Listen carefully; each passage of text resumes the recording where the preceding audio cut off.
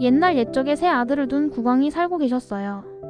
둘은 영리하고 총명한데 막내는 말도 제대로 못하고 단순해 그냥 바보라고 불렸어요. 왕이 나이 드시어 쇠약해져 감에 따라 죽음을 생각하시게 되었는데 아무리 생각해도 자기가 죽은 다음 어느 아들에게 왕국을 물려줘야 할지 모르겠는 거예요. 그래서 왕이 그들을 불러 말했어요. 가거라. 가서 이 세상에서 가장 아름다운 양탄자를 가져오거라. 그걸 가져오는 아이에게 내가 죽은 후 왕국을 물려주겠다.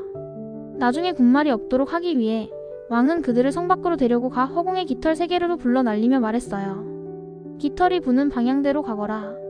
깃털 1개는 동쪽으로 날아갔어요. 또 1개를 서쪽으로 날아갔고요. 하지만 3번째로 분 깃털만은 곧장 위로 날아가더니 더는 나아가지 못하고 곧 땅바닥에 떨어지고 말았죠.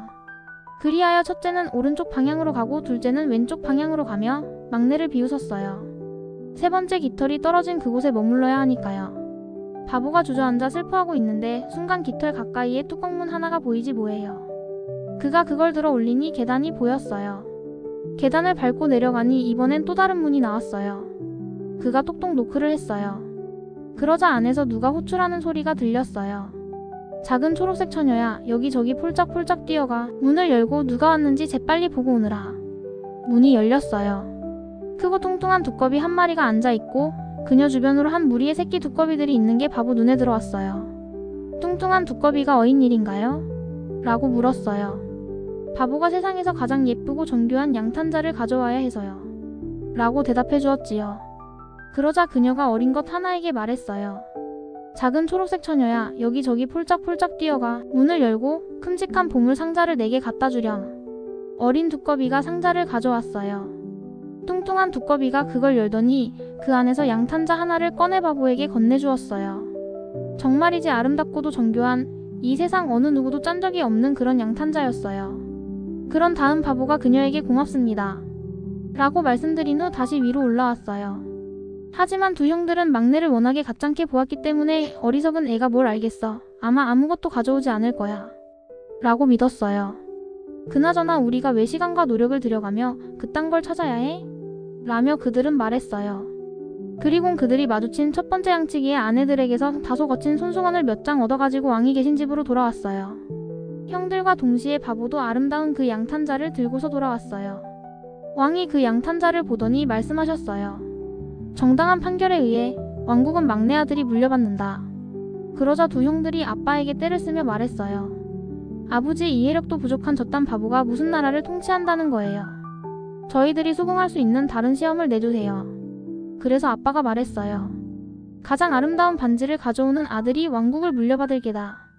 아빠는 세 아들들을 밖으로 데려가 3개의 깃털들을 공중에다 휴 하고 불어 날아간 방향대로 아들들이 가게 했어요. 두 형들은 다시 서쪽과 동쪽으로 갔어요. 바보 순번의 깃털은 이번에도 곧장 위로 날더니 아래로 떨어졌어요.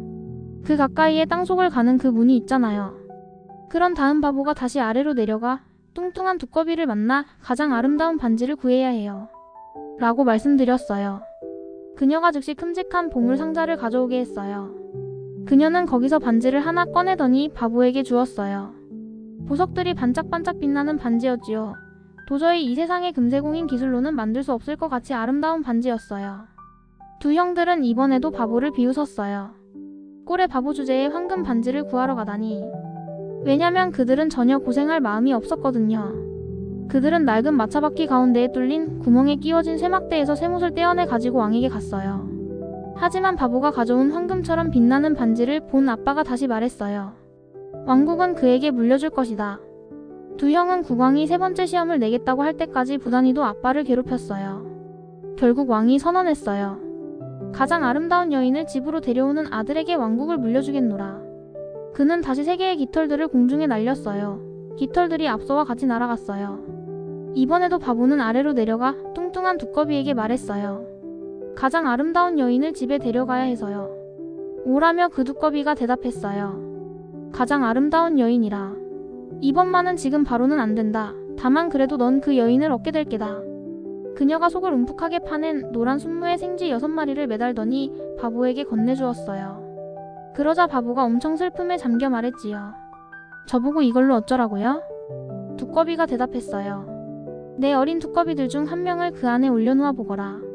그래서 바보가 빙둘러 앉아있던 두꺼비들 중 아무나 한 명을 집어 그녀를 노랑 마차 안에 올려보았어요. 그녀가 자리에 착석하자마자 놀랍도록 아름다운 아가씨로 변했고 숨무는 마차로 6마리의 생쥐들은 말들로 변했답니다.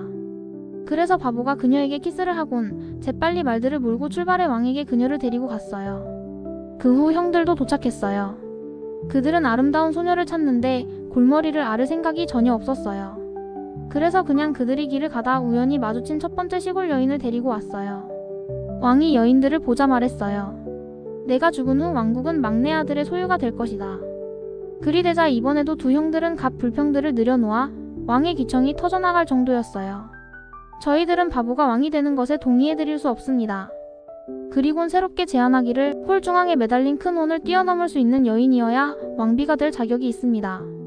라고 했어요. 그들은 생각했지요. 우리가 데려온 시골 여인들이라면 충분히 강인하니 그걸 쉽게 뛰어넘겠지만 저 아리따운 처녀는 점프하다 떨어져 죽을 수도 있다 이거야.